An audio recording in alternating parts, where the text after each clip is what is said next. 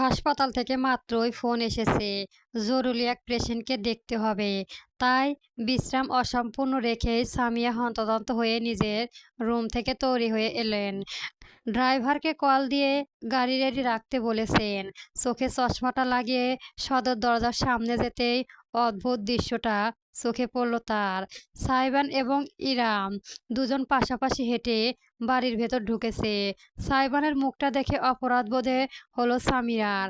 গতকাল রাতে ওইভাবে ছেলের ওপর চিৎকার করাটা উচিত হয়নি তার। সাইবান তার ইচ্ছায় বিয়ে করতে না চাইতে পারে, তবে সামিয়া নিজের মেজাজ ছাড়িয়ে ঠিক করেননি। তাই এত ব্যস্ততার মাঝেও ছেলের মুখোমুখি দাঁড়ালেন। মম সরি।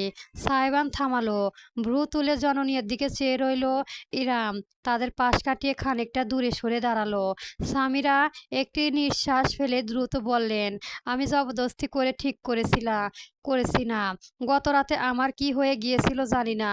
মনে হচ্ছে আমি সবটাই ভাবছি।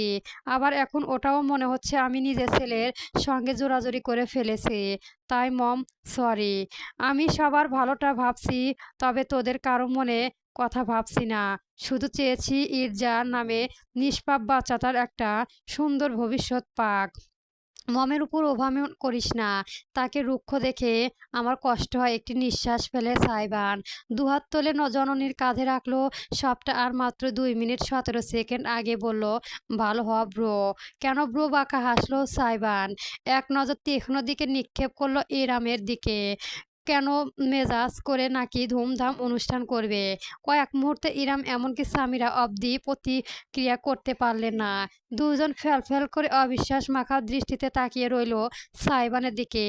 বারান্দা নিশ্চল বিনোদিত, যেন মাত্র কোনো বিস্ফোরণ ঘটেনি। সামিরা আর নিজেকে নিয়ন্ত্রণ করতে পারলেন না। দুইটা লাফ দিয়ে বসলেন। বয়স্ক শরীরের বিকট হাসিতে উজ্জ্বল হয়ে পড়ল তার চেহারা। উত্তেজনা সামনে দিতে না পেরেও কাঁদতে কাঁদতে ছেলেটাকে বললেন, হাসপাতালে পেশেন্ট অপেক্ষা করছে। আমি এক্ষুনি যাচ্ছি। ট্রিটমেন্ট শেষে সবাইকে মিষ্টি খাইয়ে বাসায় ফিরে প্ল্যানিংয়ে বসবো। Love you bro. ওরে পিরিতে রে, সম্পত্তির ভাগটা যে কাঁচা চালা না হয় সেই চিন্তায় সারা রাত ঘুম হয়নি। আপনাকে এখন আমার প্রতি পিরিতে দেখাতে হবে না, শুধু প্রপার্টির পেপারে সাইন করে দিলেই চলবে। Clean dean. চোখ টিপে দিল সাইবান। খিলখিল করে হেসে তাকে জড়িয়ে ধরে পিঠে কয়েকটা উৎসাহী চাড়ম দিয়ে সামিরা দ্রুত এগেলেন। বাইরে অপেক্ষা করার গাড়িতে চড়ে বসলেন। খোলা দরজা দিয়ে যতক্ষণ তার গাড়িটা দেখা গেল ততক্ষণ হাসি মুখে চেয়ে থাকলো সাইবান।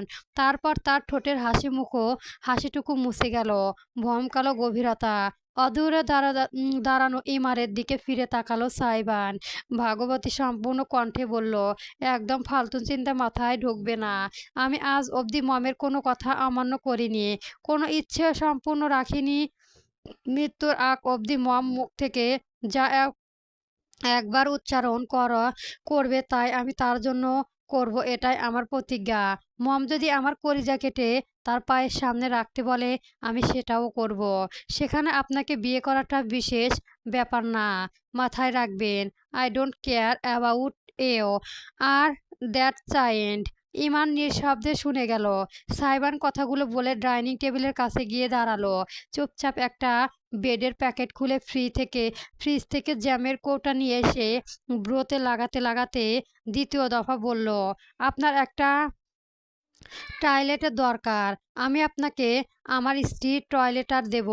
ব্যাস এইটুকুই। আপনি আপনার মতো, আমি আমার মতো। আমার পার্সোনাল লাইফের দখলদারি করতে আসবেন না। আমিও আপনার পার্সোনাল লাইফে যাব না। আর ওই বাচ্চাটাকে যত সম্ভব আমার কাছ থেকে দূরে রাখবেন। বাচ্চা কাচ্চা একদম ভালো লাগে না আমার। সারাটা জীবন এই বইতে 1 বছর। ইমরের শান্ত কণ্ঠস্বর ভেসে এলো। সাইবান জমে গেল। ভ্রু তুলে তাকিয়ে দেখল রমণীকে। এক দৃষ্টি তাকে দেখেছে পরডন। ইরাম হেঁটে টেবিলের কাছে এসে দাঁড়ালো। বলল, 1 বছর আলাদিন, বড়জোর 2 বছর। এইটুকু সময়ে আমাকে আর আমার বাচ্চাকে সহ্য করতে হবে মানে? তোমার স্ত্রীর টয়লেটের প্রয়োজন নেই। আমার একটা শক্তির ভিত্তি দরকার, আর্থিক এবং সামাজিক, যেটা ঠিক এই মুহূর্তে গড়ে তুলতে আমি অপরাগ। পারব না যে তা নয়, তবে সময় লাগবে। সে সময়টা আমার ছেলের কষ্টে কষ্টে জর্জরিত হবে, সেটা আমি মা হয়ে সইতে পারব না। খালামণি চায় আমার বিয়ে করি, তুমিও চাও তোমার মায়ের ইচ্ছে পূর্ণ করতে, আমি চাই আমার ছেলের জীবনটা সহজ করতে। ব্যাস এই 2 বছর দরকার শুধু আমার। কথা দিচ্ছি যেই দিন নিজের পায়ে দাঁড়াতে পারবো সেই দিন নিজে একটা শক্তি ভিত্তি গড়তে পারবো। সেই দিন অসহায়ের মতো হাত না পেতে নিজের সামর্থ্য নিজের ছেলেকে মানুষ করার ক্ষমতা অর্জন করব। সেই দিন তোমার জীবন থেকে আমি আর ইজাম দুজনই চলে যাব আলাদিন। যদি তুমি না চাও আবার আমরা থাকবো না। তুমি তোমার মতো করে বাঁচতে পারবে মুক্তভাবে। একটা মানসিকতা সম্পর্কের বাঁধন থেকে মুক্তি পাবে। তুমি ছেলে মানুষ, তাছাড়া তোমার যে পরিচিত এবং চেহারা, তাতে তোমার জন্য ভবিষ্যতে মেয়ের অভাব পড়বে না। ডিভোর্স মেয়েদের জন্য শেষ, কিন্তু ছেলেদের জন্য নতুন শুরু। আপনি নিজের ক্যারিয়ার গড়তে পারলে আমাকে ডিভোর্স দিয়ে দেবেন। ইরা আপু: হ্যাঁ। না তুমি আমাকে চাও, না আমি তোমাকে চাই, কিন্তু আমার তোমাকে ব্যবহার করতে হবে। কিছুদিনের জন্য হলেও তোমার অনুগ্রহ নিতে হবে। সেজন্য আমি দুঃখিত। আমি পারি না তোমার উপর বোঝা হয়ে বসতে। আমি চাইও না তুমি এমন একটা সম্পর্কের বোঝা আজীবন টেনে যাও যেটা তুমি কোনোদিনও মন থেকে মেনে নিতে পারবে না। তাই ভালো এটাই, আমাদের দুজনের উদ্দেশ্য পূর্ণ হয়ে গেলে বিভিন্ন পথে চলে যাওয়া। যদি আমরা এই বিয়েটাকে টিকিয়ে রাখতে না পারি, তাহলে ডিভোর্সই সই। এটা আমাদের সিক্রেট কন্ট্রাক্ট। খালামণিকে জানানোর প্রয়োজন নেই। পাক্কা 1 মিনিট সাইবান হাঁ করে ইমরানের দিকে চেয়ে রইল। চেহারায় এমন একটা ভাব দেখে গেল যেন এই অট্টহাসি হেসে উঠবে, অথচ সাইবান হাসল না। সোজা হয়ে দাঁড়িয়ে একটি নিঃশ্বাস ফেলে বলল, বেশ, নট ব্যাড ডিট অ্যাট অল। জীবনে কিছু বছর একটা চ্যালেঞ্জ নিয়ে কাটাবো। I am on in. সহজাত হাসিটি ফিরে এলো সাইবানের ঠোঁটে। ইরাম এগিয়ে গিয়ে নিজের ডান হাতটা বাড়িয়ে দিল। কর্মদানের উদ্দেশ্য ডিল। সাইবান জিভ দিয়ে ঠোঁটে চেয়ে তীক্ষ্ণ হেসে খপ করে তার হাতটা ধরল, ঝাঁকিয়ে দিয়ে বলল, পারফেক্ট ডিল। তবে সঙ্গে সঙ্গে ইরামের হাতটা ছাড়ল না সাইবান। ইরাম এক মুহূর্তে কি যেন ভাবলো, তারপর বলে উঠল, তবে একটা কথা, আমাদের ডিভোর্সের পরের ব্যাপারটা, এই বিয়ের সময়সীমা চলাকালীন আমার কিছু শর্ত আছে, সেসব তোমাকে মেনে চলতে হবে। ও, আমি এখন সত্যি বুঝতে পারছি না আমি আমার অনুগ্রহ নিচে নাকি আমি আপনার। সব ফরমায়েশে ইচ্ছে আপনি জাহির করে যাচ্ছেন তখন থেকে। আমারটা কি হবে? তোমারটাও শুনবো আমি, আগে আমারগুলো শোনো। ইরামের হাতটা এতক্ষণে ছাড়লো সাইবান। বুকে দূর দূর কেড়ে একসাথে বিনোদন এবং মনোযোগ দিয়ে তাকালো। ইরাম একটি দীর্ঘ প্রশান্ত টেনে শুধারো, প্রেম করো। প্রেমিকা আছে? সাইবান কেসে উঠল। গলায় মাছের কাঁটা আটকে গিয়েছে তার এমন ভঙ্গিতে কয়েকবার গলা খেকারি দিয়ে বলে উঠল, হোয়াই। ফ্যাল ফ্যাল করে চেয়ে রইল ইরাম। WTF কি? মাথা ঝাঁকালো সাইবান, কিছু না, আপনার মতো মিলিনিয়ার এ বোঝে না। আচ্ছা তাহলে বলো, প্রেম করেছে কখনো? রীতিমতো হাতের আঙুলে কর গুনতে আরম্ভ করলো সাইবাল। ক্লাস 6-এ একটা, ক্লাস 8-এ ব্রেকআপ, ক্লাস 8-এর শেষে আরেকটা, ক্লাস 9-এ একটা, ক্লাস 10-এ SSC জ্বালায় পারিনি। কলেজের লাইফ 6 মাস 6 মাস করে 4টা। এরপর হয়েছে আর বলতে হবে না। থামো। ইরানের গাল দুটো লাল হয়ে উঠেছে। কি আজব চিট! এভাবে নির্দ্বিধায় প্রেমিকার ফাঁদ দিয়ে যাচ্ছে তার সামনে। কয়টা হলো? ইরাম গোনার সময়ও পায়নি। মাথা ঝাঁকিয়ে নিজের অযাচিত লাজুকটুকু ঝেড়ে সামান্য কণ্ঠ পরিষ্কার করে জিজ্ঞেস করলো, অতীতের লিস্ট দিতে হবে না, এখন করো নাকি সেটা বলো। বিরাট হাসলো সাইবান। এক কামড়ে গোটা একটা পাউরুটি মুখের দিকে দিয়ে চিবোতে চিবোতে জানালায় এখন একটা সিচুয়েশনশিপ চলেছে, আর একটা ব্রেনসি। মাথাটা চক্কর দিয়ে উঠল ইমারের। হাঁ খোদা, নিজেকে বুড়ি দামি মনে হচ্ছে তার সাইবানের সামনে। আজকাল ছেলেমেয়েরা এসব কোন ভাষায় কথা বলে? সাইবান কত সালে যে জন্ম নিয়েছিল, 2001 হয়তো।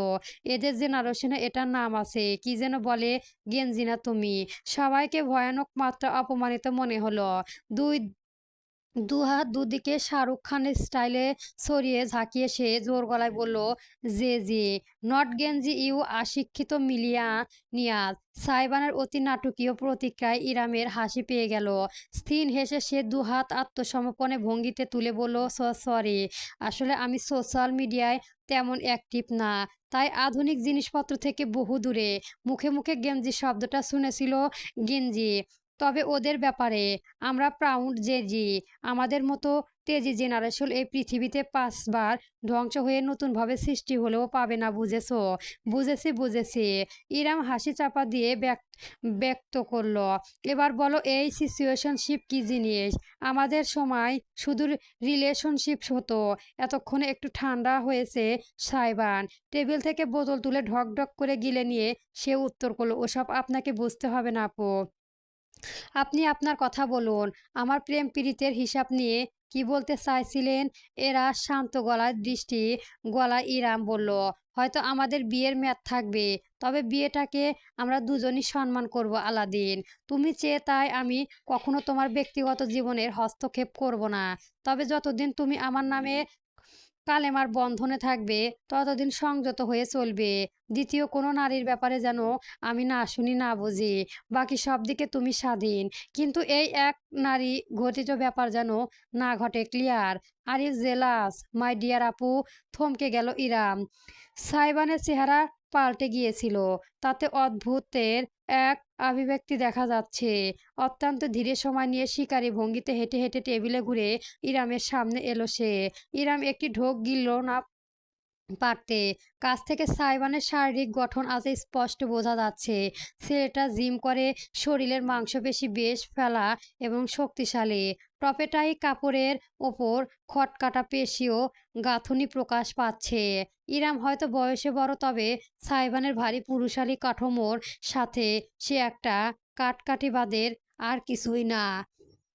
তার গলা সামান্য কেঁপে উঠল যখন সে প্রতিবাদ করতে চাইল, জেলাস হব কিসের জন্য? তোমার মাথা খারাপ? আমি তো শুধু শেষ করার সুযোগ ইরাম পেল না। সাইবান হঠাৎ করে ঝুঁকে এলো, টেবিলের দুই পাশে নিজের দুটি হাত রেখে ইরামকে মাঝখানে আবদ্ধ করে ফেলল। ইরামের ফিনফিনে পাতলা শরীরের উপর নুয়ে আসতে রমণী সইতে চাইল। টেবিলের উপর রীতিমতো আধশোয়া হয়ে পড়ল। সাইবানের চোখে তাকাতে পারছে না সে। একটা ধমক দেবে নাকি ছেলেটাকে? সাইবানের ঠোঁট জুড়ে তীর্য হাসি। একটি হাতের আঙুল তুলে সে বিব্রত হয়ে যাওয়ার ইরামের শুকনো মুখের পাত থেকে একগুচ্ছ চুল সরিয়ে কানের পিছনে গুজে দিল। আপনি যদি পজেসিভ হন, আমি ওভার ওভারজেসিভ ইরাম আপু। আমি over possessive, over jealous, over thinker, over tanky, over everything. আমার আমি আমার সিচুয়েশনশিপের কাছ থেকে অন্য ছেলেদের 300 হাত দূরে রাখি। তাহলে আমি আপনার সঙ্গে কি করতে পারি বলুন তো? নিঃশ্বাস আটকে ফেললাম ইরাম। একটা কাছ থেকে সাহেবানের চোখে চোখ পড়তে সে আটকে গেল। ছেলেটার কথা মন্ত্রের মতো সমন্বিত হয়ে যেতে হয় তাতে। ভ্রুর উপরে পিয়াসিংটা জল করে উঠল তার। জিভ গালে ঠেলিয়ে ভীষণ রকমের অদ্ভুত এক ভঙ্গি করলো সে। ইরামের চোখে চোখ রেখে ঘোষণা করলো, আমার নট রেগ ফ্র্যাক, আমার আর ড্রামস ব্যাগ ফ্র্যাক, লাল পতাকা, কালো পতাকা, এসবের অর্থ ইরামের জানা নেই। ছেলেটা আবার গেঞ্জি ও জেল জিমার মার্কা কথা বলেছে, তবে ইরাম চাইলেও কিছু বলতে পারছে না। ঠোঁট নাড়ল ঠিক, কিন্তু শব্দ বেরোলো না। সাইবান তার এতটা কাছে ঝুঁকে এলে যে তাদের দুজনের মাঝে শুধু ইঞ্চি কয়েক ব্যবধান রইল। অজান্তে ইরাম টেবিলাম ম্যাট আঁকড়ে ধরল দুহাত। তার জন্য পরনারী নিষিদ্ধ হলে আপনার জন্যও পরপুরুষ নিষিদ্ধ। ঝুঁকিপূর্ণ, বিপজ্জনক, হানিকার, হারাম। একটু থেকে থেমে একটি হাত অত্যন্ত আলতোভাবে ইরামের গাল ছুঁয়ে দিয়ে সাইবান দৃঢ় গলায় বলল, যতদিন আলাদিনের জীবনে থাকবেন ততদিন আলাদিনের হয়ে থাকবেন। মনের ভেতর কোনো জঙ্গলের অবশিষ্ট অংশ থাকলে জঙ্গলটা উড়ার করার দায়িত্বটাও এই আলাদিনের। ঘুম থেকে উঠে মায়ের জন্য চেঁচিয়ে কেঁদে যাচ্ছে ইরজান। সর্বোত্তম বাথরুমে ঢুকেছিল ইরাম। ফ্রেশ হতে। বাচ্চার কান্নার আওয়াজে হন্তদন্ত হয়ে বেরিয়ে এলো। বিছানায় একদম মাঝখানে কথা মোড়ানো ইরজানের নাজুক শরীরটাও ছটফট করেছে। ছোট হাত দুখানা ছুঁয়ে ছুঁয়ে মাকে কাছে পাওয়ার দাবি পেশ করে যাচ্ছে। ইরাম দ্রুত বিছানায় গেল, ছেলেকে কোলে তুলে বুকে চেপে দোলাতে লাগলো। এই যে আম্মু, এইখানে আছি বাবা। দেখি দেখি দেখি, কাঁদে না আমার প্রিন্স। তুমি স্ট্রং বয়, তাই না? আম্মু স্ট্রং ব্রেইন বয়। ইরজানার মুখে অসংখ্য ছোট ছোট আদুরে চুমু দিতে ছেলে শান্ত হয়ে এলো। ইরামের গালে গাল ঠেলিয়ে বুঝি জননীর শরীরে উষ্ণতা নিজেকে ভেজালো। মুচকি হেসে ইরাম ছেলেকে শুরুতে কিছুটা দুধ খাইয়ে নিল। মাত্রই ঘুম থেকে উঠেছে যেহেতু, আবার এক্ষুনি ঘুমাবে না। খানিকটা সতেজ বাতাসে থাকলে ভালো লাগবে, এই ভাবা চিন্তা থেকে ইরাম পরনের সালোয়ার কামিজের ওড়নাটা ঠিকঠাক করে নিয়ে ছেলেকে সুন্দর করে নতুন একটি কাঁথায় পেঁচিয়ে গেস্ট রুমের বাইরে বেরোলো। সামিয়া হাসপাতাল থেকে ফেরার সাথে সাথে আবার বাইরে চলে গিয়েছে। কিচেন ভর্তি কেজির পর কেজি মিষ্টি প্যাকেটে। তার চেহারায় অকৃত্রিম খুশির ঝিলিক ছিল সব সময়। ছেলের বিয়ে নিয়ে উৎসবের কোনো কমতি নেই। সিদ্ধান্ত হয়েছে বাড়িতে ছোটখাটো একটা অনুষ্ঠান করে আকত হবে সাইবান আর ইরামের। একা হাতে সব আয়োজনে ছোটাছুটি করেছে সামিয়া। সাইবান ও সকাল থেকে বাড়িতে ছিল না, এখন ফিরেছে কিনা ইমানের জানা নেই। ছেলেকে কোলে নিয়ে লিভিং রুমের দিকে যেতে যেতে একবার সকালের ঘটনাগুলো মনে করলো ইরাম। সাইবানের বলা কথাগুলো এখনো কানে বাজছে তার। ছেলেটা এমনভাবে কথা বললো কেন? ইরাম কোনো হিংসা থেকে সাইবানকে পরম নারীর সম্পর্কে বলেনি। যে ট্রামার মধ্যে দিয়ে অরণ্য তাকে নিয়ে গিয়েছিল, সে ট্রামা দ্বিতীয়বার মোকাবেলা করার মতো শক্তি তার নেই। সাইবান আজকালকার ছেলে। উপরন্তু ইরাম এখনো ছেলেটাকে ঠিক বুঝে উঠতে পারছে না। ছেলেবেলা সাইবানের সঙ্গে আজকের সাইবানের ফারাক জনন জনন। ভরসা নামক গুণটি বিলুপ্ত হয়ে গিয়েছে তার মন থেকে। কিন্তু সাইবান তার একটা বাস্তব সম্মান অনুরোধের ভিত্তিতে এমন প্রতিক্রিয়া কেন করলো? যে কি ইরামের সাথে মজা নিতে চাইছে? হতে পারে ছেলেটাকে বুঝতে আরো অনেক কাঠ খড় পোড়াতে হবে তাকে। লিভিং রুমের কাছাকাছি পৌঁছতে ইরাম টের পেল ভেতরে আজ কি রাত মাজা হুসা কান আঁখেছে লিজিয়ান। মিউজিকের আওয়াজে গম গম করে লিভিং রুমে ইরাম নির্জানের কোলে ঢুকে দিতে গিয়ে করিডোরে থেকে খেলা করলো সোফায় বসে বেশ আয়েশ করে টিভির গানের ভিডিও দেখছে সাইবান। বাইরে থেকে ফিরেছে পোশাকে বোঝা যাচ্ছে একটা সাদা শার্ট আর কালো জিন্স প্যান্টের। শার্টের বোতামগুলো খোলা, তাতে উন্মুক্ত বুক দেখা যাচ্ছে। লিভিং রুমের হলদেতে আলো রোমহীন চন্দ্রা ফর্সা ত্বক চিকচিক করেছে। ইরামের কোলে ইরজান কুই কুই করে উঠল। পর্দার দিকে তাকানোর সুযোগ তার হলো না। এই যে বাপটা, আম্মু তোমাকে ঘোরাতে নিয়ে যাচ্ছেন। ইরানের কানে বিড়বিড় করতে করতে সে লিভিং রুমে পা রাখতে সোফায় থেকে দৃশ্যটা খেয়াল করলো সাইবান। এক হাতে রিমোট ধরে পা ফেরাচ্ছিল সে। তৎক্ষণাৎ রিমোটটা তার করলো টিভির দিকে। বিদ্যুৎ গতিতে ঘটনাটা ঘটলো। ইরাম দেখতেও পেল না কি হয়েছে, শুধু শুনতে পেল গানটা বদলে গিয়েছে। এখন টিভিতে ভাসছে কিছু কার্টুন আর বাসে বেবি শার্ক ডুর ডুর ডোর, বেবি শার্ক ডুর ডুর ডোর। ভ্রু কুচকে করে ফেললো ইরাম। সাইবানের চেহারায় একটা ভীষণ বিরক্তি দেখা যাচ্ছে। অপনে কি যেন বিড়বিড় করে যাচ্ছে ঠোঁট নাড়িয়ে। মন্তব্য করবে না করেও বলে বসলো, কি ব্যাপার, গানটা বদলালেন কেন? সাইড ফিল্ডার মেরেছি, শান্তি আছে নাকি এই বাড়িতে? আর এই বাড়ির শান্ত মা পতন তুলেছে, আর কিছুদিন পর বেগুনিও তুলে ফেলবে। ইরজানের অবশ্য গানের দিকে কোনো মনোযোগ নেই। সে জনজনী বুকে চুপটি করে লেপ্টে আঙুল চুষছে। ভাইজান সুন্দর সুন্দর মাইয়া মানুষের নাচ কোনো দেখতে পারতাছে না তো, এজন্য চেত্তা গেছে। কথাটি ভেসে এলো সম্পূর্ণ অনাকাঙ্ক্ষিত একজন মানুষের তরফ থেকে। সুগন্ধ হাতে কফির মগ নিয়ে হেলে দুলে কিচেন থেকে বেরিয়ে আসতে তার চেহারায় ডোন্ট কেয়ার ভাব। ঠাস করে কফির মগটা সে সাইবানের সামনে টি টেবিলের উপর রেখে দিল। এতক্ষণ রাগ দেখা না গেলেও এইবার সত্যি সত্যি তেতে উঠল সাইবান। ইউ জরিনা মা সাকিনা, কত বড় সাহস তোর মুখের ওপর পড়ে তো মুরগি জামাইয়ের মোরগে পাতলা পাতলা ওগো গন্ধ বিরতির সুগন্ধ লম্বা চুলে একটা ঝাটকা দিয়ে উল্টো ঘুরে গেল, যেন সাইবান এক প্রকার তার মালিক নয় বরং নগদ্য কোনো অস্তিত্ব। এই বাড়ির সবাই মাথার সমস্যা, ইরাম ভাবলো মনে মনে। তাদের ঝগড়াঝাটি স্থায়ী হওয়ার সুযোগ পেল না। খেলার সদর দরজা দিয়ে ভেতরে প্রবেশ করলো সামিয়া, হাতে এক গাদা ব্যাগপত্র। তার অনুসরণে করিম ও ছেলেটাকে হাতে মাথায় কাঁধে ব্যাগ ছুটেছে। শপিং করে এসেছে স্পষ্ট। দ্রুত দ্রুত প্রতিক্রিয়া করলো ইরাম। হুট করে সাইবানের দিকে জানার এগিয়ে গিয়ে বলল, ধরো তো একটু। ছিটকে দূরে সরে গেল ঈদজান। ছি ছি, ইস। ছোট মুখটা ঘুরিয়ে জিভ করে সাইবানের দিকে ডাগর ডাগর চোখে চেয়ে রইল। ওই বড় বড় টলমলে জীবন্ত দিঘি ন্যায় দৃষ্টি দেখে একটি শক্ত ঢোক গেল সাইবান। ইরান আল্লাহ, ইয়া আল্লাহ, তুমি রহম করো ও মাবুদ, শক্তি দাও, ধৈর্য দাও, টাকা দাও।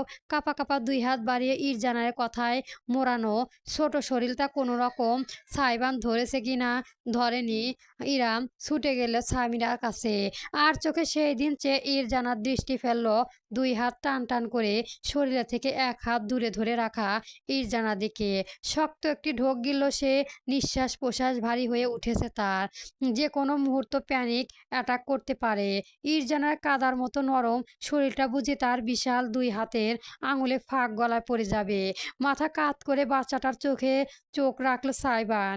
অদ্ভুতভাবে ইরজান একটুও কাঁদল না, বরং সাইবানকে নকল করে নিজের ছোট মনটাও কাত করলো। আঙুল চুষতে চুষতে তাকিয়ে রয়ে গেল গোল গোল চোখে। আপনি একটু আঙুল খাচ্ছেন কেন? নিয়মিত নিজের মায়ের মাথাটাও খাবেন। সাইবানের কণ্ঠ ইরজান দুই পা নেড়ে সামান্য ঝটকা দিয়ে উঠল।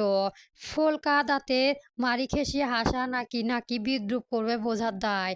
আর একটু হলে সাইবান তাকে ফেলেই দিচ্ছিল, কিন্তু স্বয়ংক্রিয়ভাবে তার দু হাতে ইরজানাকে কাছে টেনে বুকের উপর রাখলো। শার্টের বোতাম খোলা থাকায় তার তপ্ত ত্বকের সরাসরি স্পর্শ ইরজানের গুটি গুটির দিকে একদম বুকের সঙ্গে লেপটে গেল। ভ্রু উঁচু হলো সাইবানের, মহাবিস্ময় নিয়ে তাকিয়ে রইল নিজের বুকে ঠেকিয়ে রাখা ন্যায়প্রাণ অস্তিত্বকে। তার হাতের তালু ইরজানের সমস্ত পিঠের সামান্য বিষয়টা একসঙ্গে বিস্ময়কর এবং উপভোগ। ছোট ছোট মানুষ হয়, এ তো জ্যান্ত একটু পুতুল। মুচকি হাসি ফুলন্ত সাইবানের ঠোঁটে। অজান্তে পা দুটো নাড়িয়ে ইরজানার সামনে শরীরে দোলাতে দোলাতে সে টিভির কাছে গিয়ে দাঁড়ালো। তখনও বাচ্চাটা গানটা বেজে উঠেছে, অথচ ইরজানার ওই গানের প্রতি বিন্দুমাত্র আগ্রহ নেই। সে সাইবানের বুকের মাঝে বিলকির করে যাচ্ছে। নতুন পরিবেশ, নতুন মানুষ, চিরচেনা মস্তিষ্ক। বাচ্চা ফিল্টার তো পছন্দ না, তাহলে কি পছন্দ? বেবি ড্যান্স দেখবি? আয়।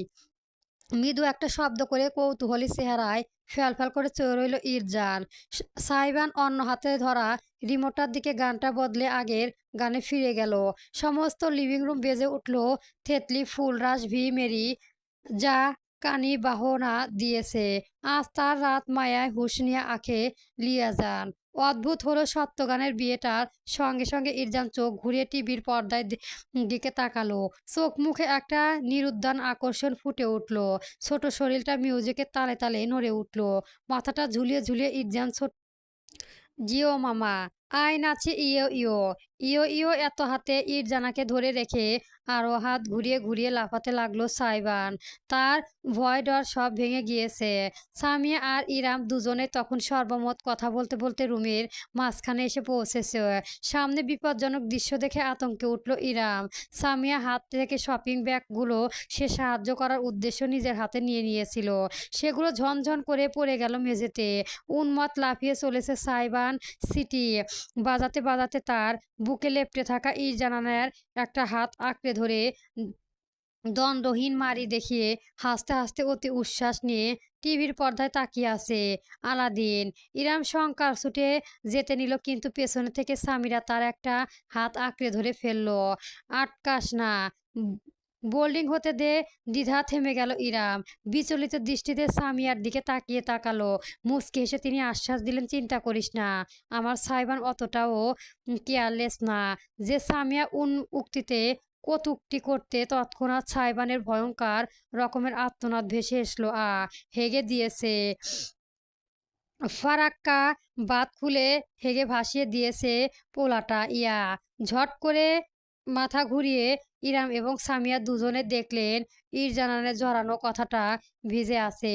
সাইবানের খোলা বুকের উপর জ্বলজ্বল করেছে বাদামি বর্ণের তরল মানবীয় বর্জ্য। টলে উঠল সাইবান। ইরাম আর থামতে পারল না। দৌড়ে গিয়ে কাঁথা সামলে ইরামজাকে নিজের কোলে তুলে নিল।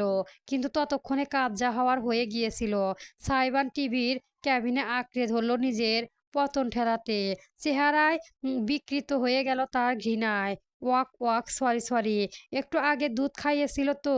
হাতের কাছে কিছু না পেয়ে নিজের গালটা ওড়না দিয়ে সাইবানের বুক মুছতে লাগলো ইরাম। কাপড়টা টেনে নিয়ে নিজের শরীরে ঘষতে ঘষতে লাল টকটকে বানিয়ে সাইবানের খেকিয়ে উঠল পোলাটা ঘরে পেটলা।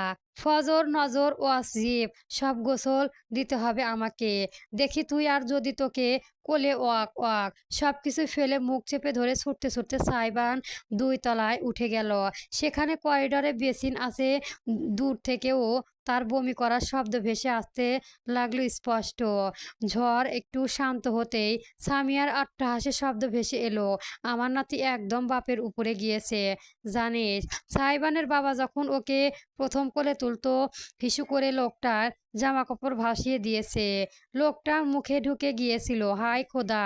এরপর 10 দিন সাইবানকে কোলে নেয়নি আবার। হা হা। ইরাম এত কিছু মাঝেও হাসবে নাকি আফসোস করবে বুঝতে পারলেন না। কিন্তু বুকের ভেতরে ভয় করা উষ্ণতা তাকে বুঝিয়ে দিল বহুদিন বাদে সে একটুখানি সুখ সুখ সুখ অনুভূতি টের পাচ্ছে। সকালে ইরামের ঘুম ভাঙল মৃদু গোলযোগের কারণে। বিছানায় শটাং উঠে বসল সে। ঘড়ির দিকে তাকালো, সকাল 9:30 বাজে। ইরান গতকাল রাতে অনেকটাই জেগে উঠেছে। তার যত্ন নিতে নিতে ভোরের দিকে ঘুমানোর সুযোগ পেয়েছে ইরাম, যার কারণে এতটা দেরি হয়ে গিয়েছে।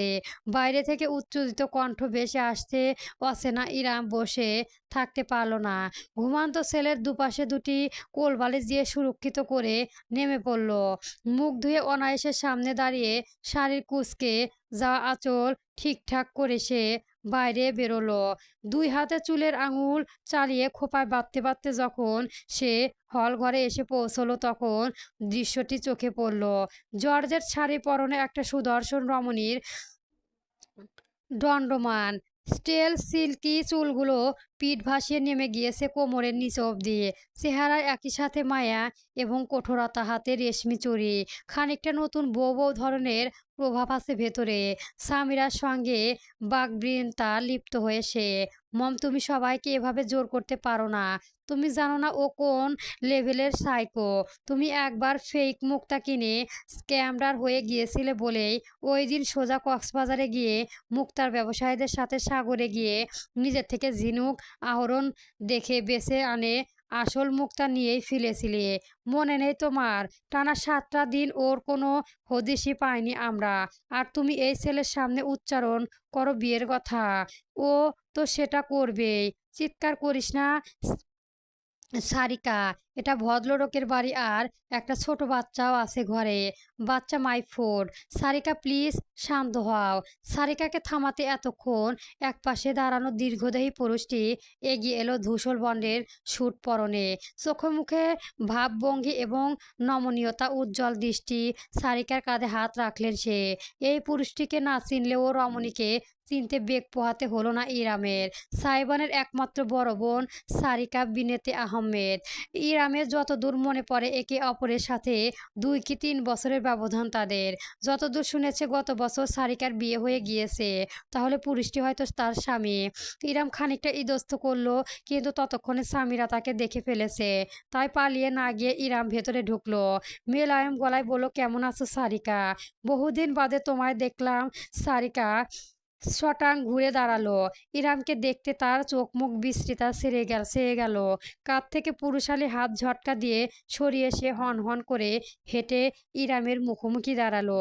ফালতু পেঁচাল বাদ দাও ইরাম আপু। তোমার লজ্জা করে না নিজের হাঁটুর বয়সী একটা ছেলের ঘাড়ে চেপে বসতে? What what you your self respect. Iram বাকরুদ্ধ হয়ে গেল। সারিকা মেয়েটা খারাপ না। ছেলেবেলা যতটুকু দেখা সাক্ষাৎ আর কথাবার্তা হয়েছে, কখনো তাকে এভাবে অপমান করে কথা বলেনি। অথচ আজ বলেছে। ইরাম সাবিনাকে দোষ দিতে পারল না। সমাজের মানুষ মাত্রই তার এবং সাইবানের বিয়েটা কুদৃষ্টিতে দেখবে সেটা জানে।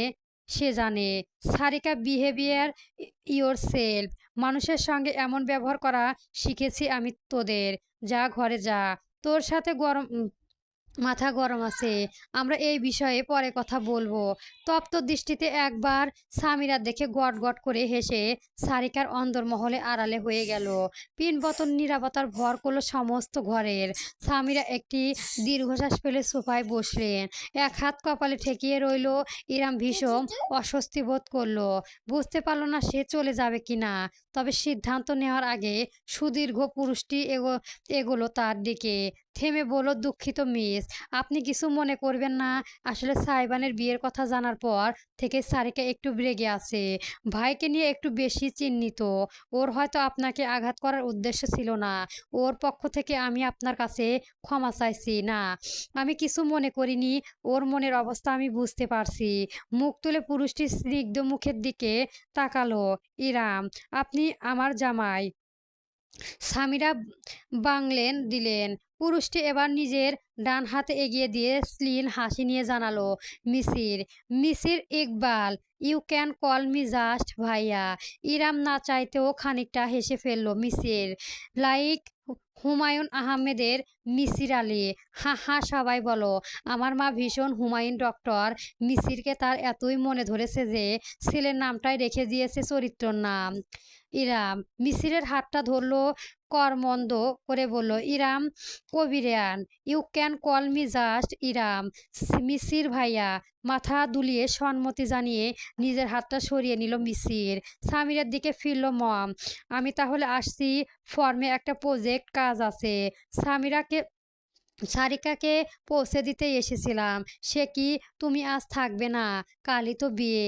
কাল সকাল সকাল চলে আসবো। তো তাহলে হবে না তো বাবা। এসব কাজ করবে কে? আমার বয়স হয়েছে, তোমাকেও তো সামলাতে হবে। মিসির খানিকটা জোরে বলল, আচ্ছা মম, আমি আজ রাতেই চলে আসবো।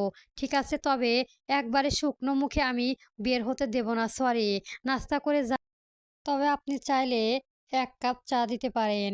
সুগন্ধটা একটু বাজারের দিকে পাঠিয়ে করিমের সাথে তুমি বসো। আমি এক্ষুনি করে দিচ্ছি। এবার ইরাম এগিয়ে এলো, না খালামুনি, তুমি বসো ওনার সাথে। এমনি এমনিতেও কয়েকদিন ধরে খুব কষ্ট করেছো। আজ একটু ছুটি পেয়েছো। আমি চা করে আনছি তোমাদের দুজনের জন্যই। পারবি? আচ্ছা যা, লক্ষ্মী মেয়ে আমার। এরই মধ্যে বাড়ির বইয়ের দায়িত্ব বুঝে নিচ্ছিস। মৃদু হেসে ইরাম কিচেনের দিকে চলে গেল। সুগন্ধ যখন তাকে নাস্তা দিত, তখন হাতে হাত টুকটাক সাহায্য করে সে জেনে গিয়েছে কোথায় কি আছে। তাই চা পাতি, চিনি, দুধ ইত্যাদি খুঁজে পেতে সমস্যা হলো না। চুলায় কলতি বসিয়ে কেতলি বসিয়ে তাতে দুধ দিয়ে প্রথমে ভালো করে ফুটিয়ে নিল সে। খানিকটা চিনি দিয়ে তাতে চা পাতা ছেড়ে দিতে ধীরে ধীরে ধপধপে সাদা তরল দারুণ বাদামি ধারণ করলো। দুটো কাপ ট্রে রেখে সঙ্গে কিছু কুকি প্লেট সাজিয়ে নিল। ইরামের ঘর কাজকর্ম করতে বেশ ভালোই লাগছে। চা প্রায় হয়ে আসলো। সে আঁচটা খানিকটা কমিয়ে ভালো মতো ফুটে চা মাছদার হয়ে দিয়ে দাঁড়িয়ে রইল। ঠিক তখনই নিজের পেছনে ছুটে অদ্ভুত একটা উষ্ণতা উপলব্ধি টের পেল। কিছু বুঝে ওঠার আগেই শক্ত পুরুষালী বুকের সঙ্গে ধাক্কা লাগলো তার পিঠে। সঙ্গে সঙ্গে দুটি শক্তিশালী বাহু পিঠ তার দুই পাশে সামনে কাউন্টারের উপর বসে পড়ল। চিতনে একটিও বেগ পোহাতে হানাদার ইরামকে। ঠিক পেছনে দাঁড়িয়ে আছে আলাদিন। আলাদিন, কি সমস্যা? এমন অভদ্র আচরণ করছো কেন? খানিকটা ঝাঁক নিয়ে শুধালো ইরাম। ছেলেটা এভাবে হঠাৎ হঠাৎ তাকে ভড়কে দেয় কেন? এমন অপ্রস্তুত অবস্থায় ফেরার কোনো মানে হয়? ঘাড়ের উপর সাইবানের তপ্ত নিঃশ্বাস ছুড়ে যেতে ইরাম খানিকটা ঝাটকা দিল। প্লিজ, আমার এসব একদম পছন্দ না। আমি মজার মুডে নেই। দূরে যাও আলাদিন। অথচ এক চুল নড়ল না সাইবান, বরং আরেক কাছে সরে এলো, ইরামকে রীতিমতো কাউন্টারের সাথে লেপ্টে যেতে বলল। মুখ নিচে নামিয়ে ইরামের কানের ফিসফিস করে বলে উঠল সাইবান, বলেছিলাম না পরপুরুষ আপনার জন্য নিষিদ্ধ। কি উল্টাপাল্টা কথা বলছো? কিসের পরপুরুষ? চা বানাচ্ছ কার জন্য? থমকে গেল ইরাম। চুলায় টকবক করে ফুটাতে থাকা চায়ের দিকে প্রসারিত দৃষ্টি চেয়ে রইল। সাইবান তার কাঁধে থুতনি ঠেকিয়ে কণ্ঠ খাদে নামিয়ে বলল, চা বানা হয়, আবার হ্যান্ডশেকও করা হয়। নাইস। অরণ্য, অরণ্য, প্লিজ একবার আমার কথাটা শুনুন। ইরামের আকুতি নিয়মের কোনো কাজই হলো না। অরণ্য তার হাতটা ধরে টানতে টানতে বেডরুমের ভেতর নিয়ে গিয়ে বিছানায় ফেলে দিল। যেন কবজি অরণ্য ধরেছে সেটাই লাল দাগ পড়ে গিয়েছে। ভীষণ ব্যথায় টনটন করেছে। অরণ্য ঠাস করে দরজাটা আটকে দিল। অতঃপর ইরামের দিকে ফিরল। লোকটার চোখে মুখে উপচে পড়া ক্রোধ। ফুঁসতে ফুঁসতে বিছানার কাছে এসে ইরামের শরীরের উপর বুকে ঝুঁকে পড়ল সে। তুই ওই বানায় চাদরকে ঘরের ভেতর ঢুকে দিয়েছিস কেমন সাহসে? কি সম্পর্ক তোর ওই কুত্তার বাচ্চার সাথে? কেঁপে কেঁপে উঠল ইরাম। হা হা করে উঠল, প্লিজ, উনি তো আমার অর্ডার ডেলিভারি করতে এসেছিল। অর্ডার ডেলিভারি করতে ঘরের ভেতরে ঢোকাতে হয়? বলছি একটু পানি থাকলে দিন। এই গরমে বাইরে, তাই ভেতরে বসে শুধু পানি দিয়েছিলাম আমি। শুধু পানি খাইয়েছিল নাকি নিজেকেও? অরণ্য ঠাস করে ইরামের গাল একটা থাপ্পড় বসিয়ে দিল অরণ্য। সেই থাপ্পড়ে এতটাই জোর পড়ল যে দাঁত লেগে ইরামের ঠোঁট কেটে রক্ত বেরিয়ে এলো। মুখের ভেতরটা নোনাতার স্বাদ পেল সে, অথচ একটুখানি দম ফেরানোর সুযোগটুকুও পেল না। অরণ্য তার থুতনি চেপে ধরে জোরপূর্ণ তার ঠোঁটের মাঝে নিজের ঠোঁট ডুবিয়ে দিল। এর কোনো ভালোবাসার বিনিময় নয়, ক্ষুধার্ত এক পশুর আক্রমণ। ঝটকা দিয়ে উঠল ইরাম। ঠোঁটে অরণ্য দূরে সইতে চাইলেও পারল না। তার হাত দুটো বিছানার সঙ্গে শক্তভাবে চেপে ধরে রাখল অরণ্য। তুমি শুধু আর আমার ইরাম, তোমার শরীর মন আত্মা সবকিছুর উপর শুধু অরণ্য মির্জা সওদাগের অধিকার। কোনো বাঙ্গি পোলার তোমার দিকে চোখ তুলে তাকানো আমি ওকে জ্যান্ত কবর দিয়ে রাখবো। শুনে নাও তুমি, তুমি আমার, আমার, শুধুই আমার, বুঝেছো? এই বুঝেছি বান্দিবল। ইরাম দাঁত ঠোঁট কামড়ে ধরে রাখলো। বলল না সে, কিছুতেই বলবে না। তাতে অরণ্য দ্বিগুণ ক্ষেপে তার পরনের শাড়ি টেনে ধরলো, আঁচল টেনে ধরে সরিয়ে ফেলল। ইরাম কাগজ কাপড়টা আঁকড়ে ধরল অরণ্য। প্লিজ বিশ্বাস করুন আমার অরণ্য, কারো সাথে কোনো প্রকার সম্পর্ক নেই। ওই লোকটার কোনো দোষ নেই। আপনি এমন করবেন না। আপনি মাথা ঠান্ডা করুন। এই চুপ। আমার আমার ঠান্ডা হবে তুই শুধু পেলে, বুঝেছিস? শাড়ি পরবি তুই। অরণ্য পুরুষের কোনো দেহ খেটিয়ে দেয়া বেড়ায়। ইমাম, কতবার তোমাকে বলেছি আমি যে ঠিক নিজের কোমরে ধারানো কিছু তীক্ষ্ণ ঘাড়ে চিৎকার করে উঠল ইরাম। অরণ্য নাইস টাচ থেকে একটা রিজোর ব্লাড তুলে ইরামের কোমরে বসিয়ে দিয়েছে। বিন্দু বিন্দু রক্তের বিছানার সাদা চাদর লালচে হয়ে উঠেছিল মুহূর্তে। অরণ্য থামলো না। তার হাত বাড়িয়ে ড্রয়ার খুলে একটা হ্যান্ডকাপ বের করলো। ছটফট করতে করতে ইরামের দ্রুত কবজি বেডপোস্ট হাতে বেঁধে ফেললো। শাড়িটা সম্পূর্ণ খুলে ছেড়ে ফেললো মেঝেতে। ইরামের গলা ভেঙে গিয়েছে আকুতি জানতে জানতে। প্লিজ অরণ্য, এখন না, আমার খুব কষ্ট হচ্ছে। দোহাই লাগে আপনার অরণ্য, আমি তোর স্বামী। আমার যখন মনে চায় তোকে নিজের ইচ্ছা মতো ভোগ করতে পারি। তুই নিজের কাবিননামা স্বাক্ষর করে সেই সার্টিফিকেট আমায় দিয়ে দিয়েছিস, তাই এখন একদম চুপ থাকবি। নিজের শার্ট খুলে ঝুঁকে এলো অরণ্য। অসম্ভব সুদর্শন এক শারীরিক গঠনের অধিকারী নিজ স্বামীকে ইরামের তখন মনে হলো স্বাক্ষর কোনো পিশাচ। তার গাল চেপে ধরে হঠাৎ আদুরে গলায় অরণ্য বলল, এবারের মতো তোমাকে বিশ্বাস করলাম, কিন্তু দ্বিতীয়বার কোনো পরপুরুষের সাথে যদি তোমায় দেখিব তাহলে ওটাকে খুন করব। এরপর তোকে সব শেষে নিজেকে, বুঝেছো? হাউ মা how much I love you my wonder. Aranya নিজের কাজ আরম্ভ করলো, অথচ ইরামের শরীর একটুও সায় দিল না। চোখ বুজে ফেললো সে। ফোটায় ফোটায় নারীর অশ্রু বিলিয়ে পড়ে যেতে জানতে চাইল, এ কেমন ভালোবাসা বর্তমান? সাইবান দ্বিতীয় কিছু বলার সুযোগ পেল না। এর আগে হঠাৎ করে ইরাম পিছু ঘুরে একটা জোরালো ধাক্কা দিয়ে তাকে দূরে সরিয়ে দিল। ধাক্কাটায় অদ্ভুত জোরে পড়ল, যা দারুণ সাইবানের সোজা বিপরীতের দিকে কাউন্টারে গিয়ে আছড়ে পড়ল। কোনো মতে দুহাত নিজের ভারসাম্য রক্ষা করতে প্রসারিত দৃষ্টি চেয়ে দেখল সে ইরামকে। Don't you dare trust me. শান্ত নির্মাল স্নিগ্ধ ইরাম সেকেন্ডের ব্যবধানে ধারণ করেছে রুদ্রমূর্তি। তার চোখে বেয়ে যেন আগুন ঝরছে। ফ্যাল ফ্যাল করে চেয়ে রইল সাইবান, কিছুতেই বুঝতে পারছে না এই রমণীর সঙ্গে কি হচ্ছে। ইরামের কণ্ঠস্বর অবধি বদলে গিয়েছে, তাতে দৃঢ়তা এবং ক্রোধ। কি ভাবো কি নিজেদের তোমরা ছেলেরা? স্ত্রী কি তোমাদের ব্যক্তিগত প্রপার্টি? হ্যাঁ, প্রপার্টি টু গার্ল, টু প্রজেস। নিজেরা হাজারটা মেয়ের দিকে চোখ দিয়ে সামান্য সমস্যা নাই, কিন্তু স্ত্রীর সমস্যা হলে ধরলে চুলের মুঠি হাসলে সব সমস্যা। কি বলতে চাও তুমি? মুখ সামনে কথা বলুন আপনি। খবরদার ওই শব্দটা যদি আর একবার মুখে এনেছেন, তবে কি করবে তুমি? বিছানা টেনে নিয়ে যাব, মারবে, জোর করে ভোগ করে বুঝিয়ে দেবে আমি শুধু তোমারই সম্পত্তি। Shut the shut the fuck up right now. সাইবানও রেগে গিয়েছে। ইরামের এমন প্রতিক্রিয়া তার মাথায় কাজ করা বন্ধ করে দিয়েছে। নিজেকে কেমন অপরাধী লাগছে। প্রপার্টি দখলবাজ ছেলে। ইরাম তাই ভাবে তাকে। হ্যাঁ, তাই তো।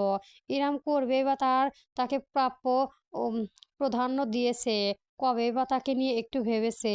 রাগের মাঝেও এক সূক্ষ্ম পরিহাসে হাসি ফুটল তার ঠোঁট জুড়ে। মাথা চুলে অতি হতাশায় আঙুল চালালো সে। জোর জবরদস্তি আর অধিকাংশ বোধের মাঝে একটা পার্থক্য আছে আপু। আপনি দুটোকে গুলিয়ে ফেলেছেন। ইরাম আগের তুলনায় খানিকটা শান্ত হলেও তার ক্রোধে সম্পূর্ণ ওনার গেল না। দৃষ্টি কণ্ঠ সে অভিযোগ করলো, তোমরা এই জেনারেশন ভুলে গিয়ে জবরদস্তি is not romantic and all. স্ত্রীর উপর জোর খাটিয়ে নিজেকে আলফা মেয়ের প্রমাণ করতে চাও, কন্ট্রোলিং হয়ে দাপট দেখাতে চাও। ফ্যান্টাস্টিক জগৎ থেকে বের হয়ে আসো। বাস্তব জগৎ আর কল্পনার জগতের মাঝে ফারাক আকাশ পাতালের। একটা মেয়ের অবদা মুক্ত হওয়া অর্থ এই নয় যে সে নিজের গোটা অস্তিত্ব তোমার সামনে দলিল করে দিয়েছে। আপনি আমাকে শুরু থেকে তাই ভেবে এসেছেন, তাই না ইরাম আপু? আপনি আমাকে আপনার দেখা আর ৫টা ১০টা ছেলে থেকে আলাদা কিছু কোনোদিনও ভাবতে পারেননি। সাহেবানের কথায় হঠাৎ করে থমকে গেল ইরাম। এতক্ষণও যা তার হুঁশ ফিরল। একটা ঘরের মধ্যে ছিল যেন হুট করে বাস্তবে চলে এসেছে। সামনে সাহেবান দাঁড়িয়ে আছে। ছেলেটার চেহারায় উৎফুল্ল, ঠোঁটে সবসময়ের মতোই দুষ্টুমি হাসি, অথচ তার চোখে ঠোঁটে উচ্চারিত অবক্ত বিশ্বাসটুকুও ইরাম ঠিকই টের পেল। সাহেবান সোজা হয়ে দাঁড়িয়ে নিজের চুলে আরো দফা হাত বুলিয়ে বলে বসলো, ইউ নো হোয়াট আপো, you divorce is you deserve to be alone. You deserve everything you are going through. ইমানের শিরাদানা বয়ে ঠান্ডা একটি স্রোত খেয়ে গেল। কোনো জবাব দিতে পারল না সে। সাইবান ডোম উল্টো ঘুরে হন হন করে কিচেনের বাইরে বেরিয়ে গেল। যাওয়ার আগে হাতের ধাক্কায় ঠাস করে একপাশে রাখা থালা বাসনের বক্সটা ফেলে দিল। মেঝেতে ঢপাস করে কিছু পড়লো, ভেঙে ছড়িয়ে ছিটিয়ে গেল চারপাশ। ভাঙা কাচের উপর প্রতিফলিত হওয়ার নিজের অজস্র প্রতিবিম্বের দিকে এক দৃষ্টিতে চেয়ে রইল ইরাম। কখন সামিয়া এবং মিসেস দুজনে অত্যন্ত চিন্তিত হয়ে কিচেনে এসে তাকে ধরল যে টেরটুকুও পেল না। রাতের বেলায় গেস্ট রুমের ভেতর আয়নার সামনে দাঁড়িয়ে আছে ইরাম। নিজের প্রতিবিম্ব দেখে নিজেই বেশ খানিকটা অচেনা লাগছে। আজ বহুদিন বাদে সে সাজগোজ করেছে। জীবনে সবসময় অন্যের খেয়াল রাখা হলেও কখনো নিজের খেয়াল রাখার সুযোগ তার হয়নি। রুগ্ন পাতলা শরীরে ঢোলা গাঢ় সবুজ মুচকি বাসনা ডিজাইনের কামিজ জড়ানো। সামিরা অনেক শখ করে কিনে এনেছে। সামা সাইবানের বিয়েটা যেহেতু হঠাৎ করেই হচ্ছে, তিনি চান অন্তত আজ রাতে ছোট করে একটা মেহেন্দি অনুষ্ঠান করতে। অনুষ্ঠান বলতে খাওয়া দাওয়ার আয়োজন। মেহেন্দির আর্টিস্ট বুক করা হয়েছে। এমনিতেও এসব জিনিসের প্রতি একদম মন নেই ইরামের। উপরন্তু সকালের ঘটনাটা এখনো মন থেকে বের করতে পারছে না সে। সাইবানের চেহারাটা স্মরণে আসলেই নিজেকে কেমন অপরাধী লাগছে তার। অরণ্য মনোদণ্ড সাইবানকে মেপে ধরেছে সে। তখন না বুঝেও এখন তার খারাপ লাগছে। মনের ভেতর একটা অশুভ চিন্তা উকি দিচ্ছে। সাইবার শেষ কথাটা তাকে বলে গিয়েছে, সেটাও ভীষণ গায়ে লেগেছে। হাঁটুর বয়সী একটা ছেলে এভাবে তার মুখের উপর বলে গেল, আর সে দাঁড়িয়ে দাঁড়িয়ে শুনল। সবকিছু মিলিয়ে ইরান এখন অর্থের দ্বিধায় দ্বন্দ্বে ভুগছে। জরিদার লালচে সোনালি পাড়ের ওড়নাটা গায়ে জড়াতে জড়াতে ইরাম আরেক দফা নিজের প্রতিবিম্বতে দেখল। ভিন্ন একজন মানুষ তাকিয়ে আছে তার দিকে। ইজান কোলে আসার পর থেকে সময় করে নিজের চুল আঁচড়ানোর প্রতি প্রয়োজন বোধ করেনি। ত্বকের যত্ন নেওয়ার সুযোগ পায়নি, হয়নি নিজের শারীরিক ক্ষতি পুষিয়ে নেওয়ার সুযোগ। তবুও হালকা মেকআপের প্রলেপের আর গহনার সাজ্জা তাকে মন্দ লাগছে না। তাজা গোলাপের মালা হাতে বেঁধে এক চুলে গুজে শেষমেশ নিজের সাজসজ্জা ক্ষন্ত দিয়ে ইরাম বাইরে বেরিয়ে এলো। বাড়ির লিভিং রুমটা বেশ সুন্দর করে সাজানো হয়েছে, মরিচবাতি এবং পর্দায় ঘেরা চারপাশ। সোফা সরিয়ে মেঝেতে কার্পেট বিছিয়ে দেওয়া হয়েছে, তাতে মেহেন্দি, মিষ্টি, ফলমূল ইত্যাদি ডালা সাজানো। মেহেন্দি আর্টিস্ট ইতিমধ্যে চলে এসেছে। কার্পেটে বসে এই মুহূর্ত সারিকা হাতে মেহেন্দি পরিয়ে দিয়েছে। একপাশে সামিরা কোলে চুপটি করে বসে ইরা বড় বড় চোখ মেলে চারপাশে দেখছে। সুগন্ধা একটি ঝুনঝুনি নাড়িয়ে তার আকর্ষণ ধরে রাখতে চাইছে। বাড়ির একমাত্র জামাই মিসির হলুদ একটা পাঞ্জাবি পরেছে, হাতে মোবাইল ফোন, পায়চারি করতে করতে কারো সঙ্গে কথা বলছে। খুব সম্ভবত বিয়ের কোনো কাজ নিয়ে। মোটামুটি সকলে দেখতে পেলেও সবাইকে কোথাও চোখে পড়ল না ইরামের। তার বন্ধু বান্ধবদের আসার কথা ছিল, এসেছে কিনা কে জানে। আরে কি সুন্দর লাগছে তোকে, আমি জানতাম আমার চয়েস ভালো, তবে একটাও ভালো ভাবতে পারিনি। সামিয়া মন্তব্য করতে চোখ ঘুরিয়ে ইরামের দিকে তাকালো। সারিকা আপদ মস্তস্ক রমণীকে পর্যবেক্ষণ করে দৃষ্টি ফিরিয়ে নিল বিতৃষ্ণা খাসতে। পড়েছে আমার টাকায় আবার যত্ত সব ঢং। কথাটা সারিকা মৃদু গলায় বললেও পিছন থেকে ইরাম স্পষ্ট শুনতে পেল। তবে বাইরের মানুষের সামনে তেমন কোনো মন্তব্য না করার সিদ্ধান্ত নিল। ইরানকে আদর করে এসে অতঃপর কার্পেটে পা বিছিয়ে বসলো সে। মেহেন্দির আর্টিস্ট তার হাতে নিজের কারুকার্য রচনায় শুরু করলো তৎক্ষণাৎ।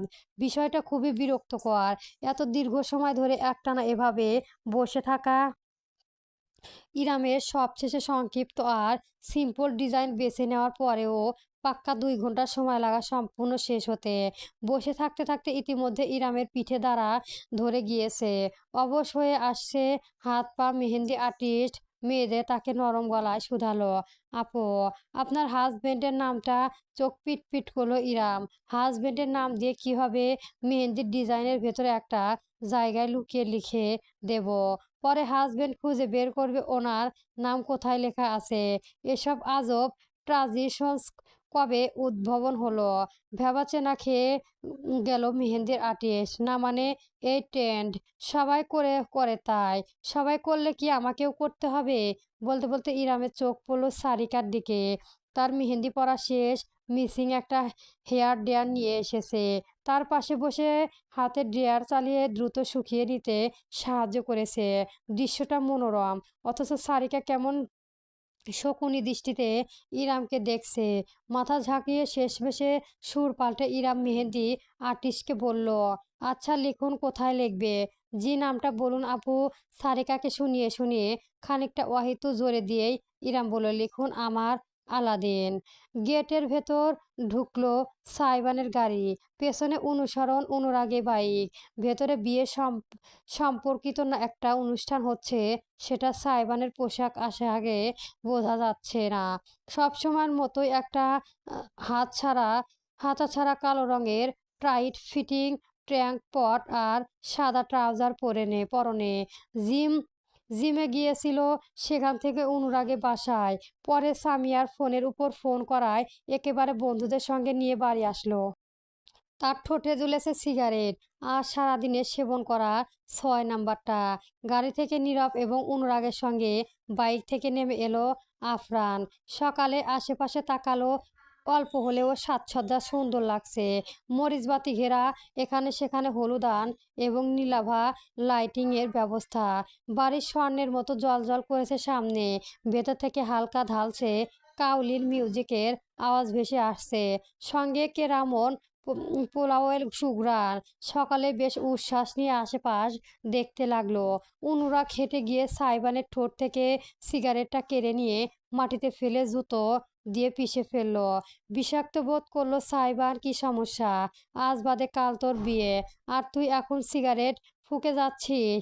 আমি সিগারেট খাবো, গাঁজা টানবো, মদ গিলবো, তোর কি সমস্যা তাতে? আর বিয়ে? তাচ্ছিল্যের হাসি হাসলো সাইবার। ওইসব বিয়ে টিয়ে হলো ভুংভাং। আমার জায়গা থাকলেই বুঝতি। তোর এত শখ হলে আমার বদলে তুই বিয়েটা করে ফেল, কেমন? ধর্ম আলাদা না হলেও হয়তো ভেবে দেখতাম। অনুরাগের কথায় ভ্রুকুটি করলো সাইবান। অনুরাগ সিনহার ধর্মের সনাতন, কিন্তু বন্ধুদের মাঝে কখনো জাতপাত ধর্ম বিষয়ে কোনো পার্থক্য উঠে আসেনি। আহনাফ এবং নীরবের থেকে সাইবান অনুরাগের সঙ্গে বেশি মিশুক। আহনাফরা এসেছে অনেক পরে। সেখানে অনুরাগ তার স্কুল জীবনের বন্ধু, তাই অন্য সকলের থেকেই ছেলেটা তাকে একটু বেশি বুঝতে পারে। কি ভেবে দেখেছিস আমার হবু বইয়ের বিয়ে করবি সেটা? আরেকবার ভেবে দেখ সাইবান। না না সোনা, ওসব বললে হবে না। ভাব তো শুধুই একবার। আমার সামনে ভাব, এক্ষুনি ভাব। তোর মাথার শিপ পাল্টা ভেঙে ভাবনায় গুছিয়ে দেবো একদম।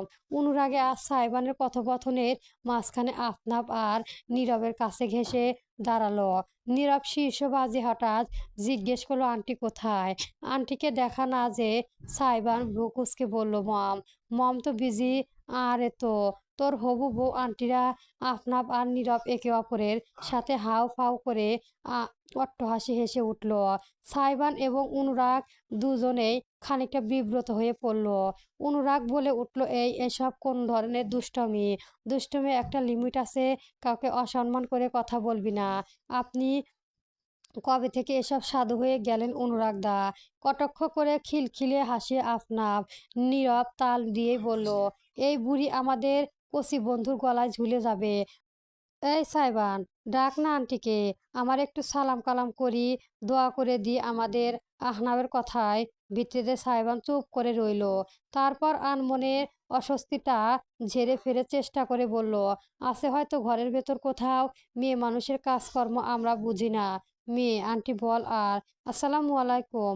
হঠাৎ করে বন্ধুদের কথাপঠনের মাঝে ভেসে এলো একটু স্নিগ্ধ মিয়ালি কণ্ঠস্বর। সকলে নিজেদের জায়গায় জমে গেছে। সাইবান ঝট করে পিছনে ফিরে তাকালো। বাড়ির দরজা পেরিয়ে সিঁড়ি পটকে হেঁটে হেঁটে আসছে ইরাম।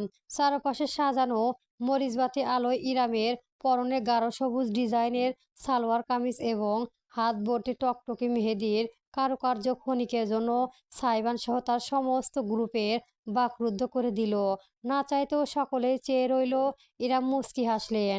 তার নাকে সাজ্জিত নখটি সামান্য দোল খেলল। তোমরা আলাদিনের বন্ধুরা, তাই না? আহনাফ তার নীরবের মুখটা হাঁ হয়ে গেল। শ্বাস আটকে ফেলেছে নিজেদের। অপরদিকে অনুরাগের নিষ্পলক চেয়ে আছে এক দৃষ্টিতে। পারছে না। কিসের আন্টি কিসের? ফিস করে করলো নীরব। তার কথায় তাল দিয়ে কাঁপা কাঁপা গলায় আহনাফ মুখে হাত চাপা দিয়ে বলে উঠল, ওই ড্যাম শিট। ইরাম তাদের সামনে এসে দাঁড়ালো। অনুরাগ ততক্ষণে লজ্জা পেয়ে চোখ সরিয়ে নিয়েছে, কিন্তু বাকিরা আহাম্মকের মতোই চেয়ে আছে।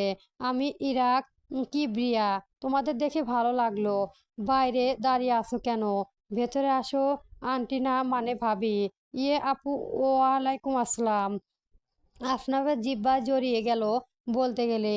নীরব নিজের মুখ বন্ধ করে শক্ত একটি ঢোক গিলে বলল, ইয়ে মানে আপু না মানে ভাবি।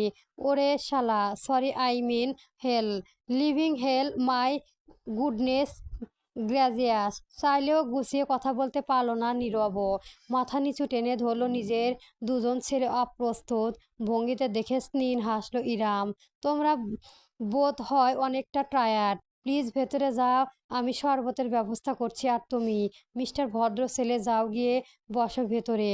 অনুরাগের গাল রক্তিম বর্ণ ধারণ করলো যখন ইরাম তাকে ভদ্র ছেলে বলে ডাকলো। তিনজন রোবটের মতো মাথা নেড়ে প্রায় ছুটে বাড়ির ভেতরে চলে গেল।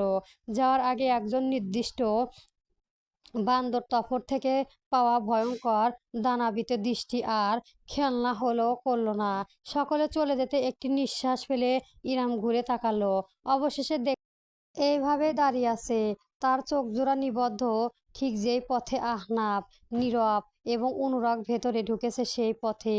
দৃষ্টিতে একটা তীক্ষ্ণ ধার। অশুভ আলাদিন নরম গলায় বলল ইরাম। সাইবান চোখ ঘুরিয়ে তাকে দেখলো। আপত মস্তক পর্যবেক্ষণ করলো সে ইরামের। খুঁটিয়ে খুঁটিয়ে মাথা চুল থেকে পায়ের পাতা অবধি 1 ইঞ্চিও বাদ রাখলো না।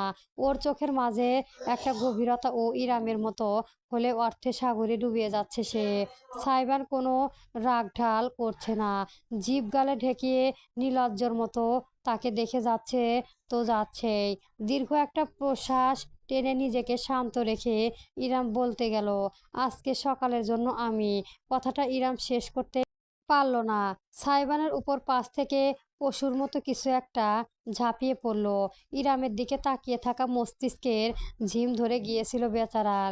বিপদে আজটুকুও টের পায়নি এতক্ষণ। তীক্ষ্ণ ঘটনা ঘটল তো তার রাগ থেকে পোহালো ইরাম। সে শুধু দেখল সাইবান মাটিতে আছড়ে পড়েছে, তার বুকের উপর চড়ে বসে ক্রমাগত মুখে ঘুষিয়ে হাঁকিয়ে যাচ্ছে এবং বছর 15-16 কিশোরী ছেলে। স্কাউন্ডেল বাস্টার্ড, আর আমার বোনের বিয়ে করবি তুই? আমার বড় আপুকে শালা লুচ্চা 420 বেয়াদবের বাচ্চা। চোখ তুলে দেখে তুই শুধু আমার আপুকে ফাঁসিয়ে বিয়ে করে তোর পিছনে। ইহান আঁতকে উঠল ইরাম। হতভম্বিত হয়ে দেখল তার আপন ছোট ভাই কিভাবে বিনা রিমান্ডে সাইবানের শরীরে একের পর এক ঘুষি হাঁপিয়ে যাচ্ছে তীব্র আক্রোশে। দিবানা বলেও দিয়ে দিয়েছো, আমি অনেক ভালো। পরবর্তী গল্প পেতে আমার চ্যানেলটি সবার আগে সাবস্ক্রাইব করে রাখবেন। ধন্যবাদ। গল্প আমার আলাদিন চলবে।